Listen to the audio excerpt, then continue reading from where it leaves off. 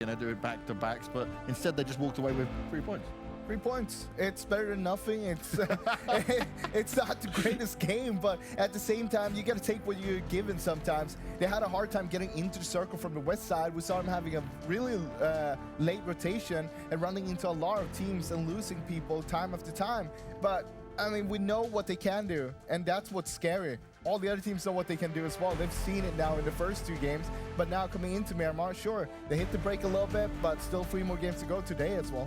Yeah, they had the early engagement with the with Panda straight at the start, and kind of like that slowed down the whole rotation. And of course, when you don't do the rotation in time, you're gonna lose a lot of information. It's not only about like getting there in time, but you are missing a lot of information where the others are rotating, where they're coming from. And when you come late, they can like the blind, well, not completely blind, but let's say information with less, rotation with less information. And they came from the northern side. They found, I think, 2 or 3 teams from that area, and that was a very hectic situation for them. So definitely, it wasn't their match this time. Well, let's find out how much of that damage was done to get these kills and who was leading the charts when it comes down to this.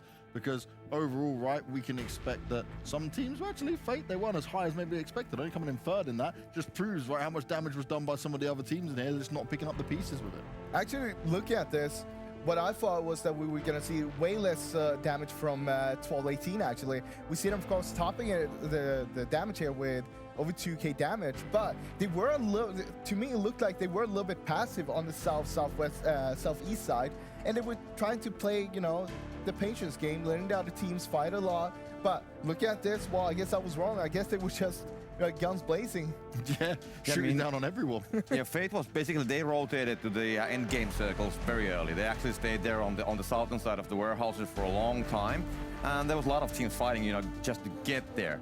And I guess they did their share of the damage as well, but as all the other teams were fighting for, of course, the players were very low, so I think they got maybe some stolen kills as well, and that kind of like explains why they have so high amount of kills, but not that much of damage. Sometimes that is just the way it goes. And we're going to run some of the highlights from the game, and there was many highlights within this one, right, of how it was all panning out. But we also got to touch on the fact that we were looking at the rotations coming out from kine here. Yeah, I think kine did a really good rotation. We saw, of course, already in the first circle, it was pretty much towards the north side of the map there, but everyone was basically on the southern half of that first circle, and that's how it continued. People that were there, they continue moving towards the south, and that's why we saw such a big congestion on the south side. But a team like kine Power, we saw them coming in from the west side, took advantage of this because they scouted it. They saw, hey, no one's on the north side. Let us take that rotation. Coming into the north side, they had so much space. But of course, we saw towards the end as well, the circle, they kept on going towards the south, and that gave kine a little bit of a rougher time. But because kine were up in the north side so early on, they had a lot of room to play with. They got themselves 7 kills, so that is still 7 points. Yeah, all the pressure was there on the southern side, of course. Like when we had the ridges, like the last couple circles, we had the ridges on the southern side, and then when it shifted all the way towards the eastern side, then we had a ridge there on the western side as well. So the teams who actually got early, hold the northern side of the circle, they kind of like had the advantage, just like Fate. But then of course there was like a lot of action happening on the end games as well, on the southern sides as well, and there was many surprises happening with the teams like destroying each other, just like we lost Conquer, for example. Talking about Conqueror, we actually saw them in a really good fight.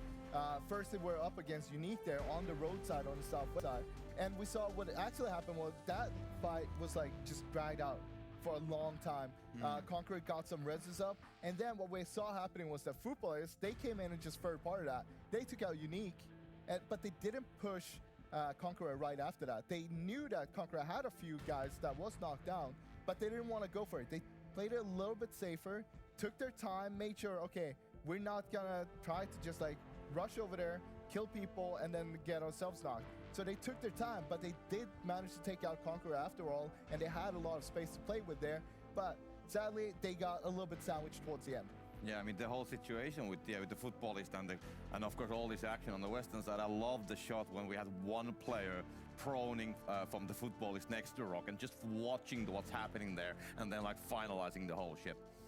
Yeah, he's looking right, he's saying, okay, what's going on here? What do I go next? And that's it. Sometimes you get this little vantage point and you can go, oh, okay, look, I can plan my angle of attacking this. Maybe I don't want to get into it just yet, and I'll decide when the third party will come through. With Fate, though, getting away with this win, right, coming through on it, this is a big boost to them right when they need it, because if it's okay, you can look at it and go, this is a win on Miramar, it's a high point win as well, it's going to be a big boost to where they sit on the standings, but this is something they can try and spiral effect on. Yeah, they could.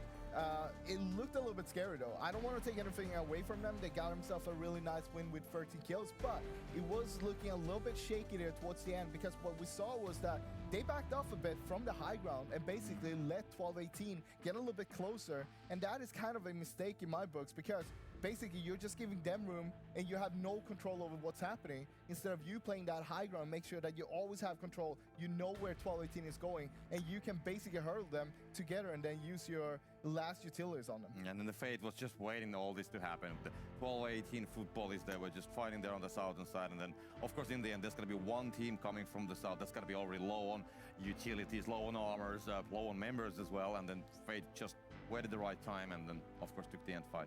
And one thing, right, you're talking about the space you're trying to give them. That's one thing, when you have high ground, you want to be doing everything you can to just keep them at bay. You should be controlling the space at all times. Don't allow them to get in and find a way. That's how you can throw games away. That's how you see these crazy clutch games come out, right? And you see maybe a team that probably should have been hitting that second place, walk away and go, hey, we can just steal this one away from you. So little details like that is probably what they're going to look at when they come back to their review. Yeah, especially when you have that kind of high ground as well, when you know that your backs are totally clear and there's no one's going to be pushing from there, nothing's going to happen. All we need to do is just focus on our front line and focus on what's happening below us. What are those teams doing? What are they trying to do? Can we try to prevent them from maybe doing a flank on us or stuff like that? Instead, if you back off, you might get lucky one time or two or twice, but a third time, I don't know. That team on the down there, they're below, they're gonna strike, and they're gonna be striking hard. Yeah, and the Fate's location, I mean, yes, having the higher ground, but also just a little bit like a couple 20 meters below those warehouses, there's actually a small hill which you can use as a cover. So basically you can just climb up there, have a peek what's going on, and then you can just get back there. So it's also not only having the high ground, but also having a very good cover at the same time on that location. So it was perfect place for the Fate to actually wait when they're gonna be striking, and they did the timing right, definitely. Now we're 3 games in, guys, right? And we've got 3 more to go. But Copter, you were pointing out something here that we were seeing with both Destiny and Pseudo, and that already they've got similar styles that they're approaching into every single map that could be read into. I mean, they're playing on the same area all the time, and they will find themselves all the time on the same edge of the circle. Of course, it's like depending where they're going to be landing and how the circle's going and how the rotations will happen. But all 3 matches for now, we have seen the same pattern, that there's Destiny a little bit more inside of the circle. Then we have Pseudo outside of it, and on the previous matches when we had the hard shifts happening, we had a hard shift happening on the western side, then they kind of like started to engage themselves as well, and this time actually at Destiny, when the circle shifted a little bit, they actually exited from that location a little bit faster, and they got the middle of the circle temporarily before the teams came from the southern side.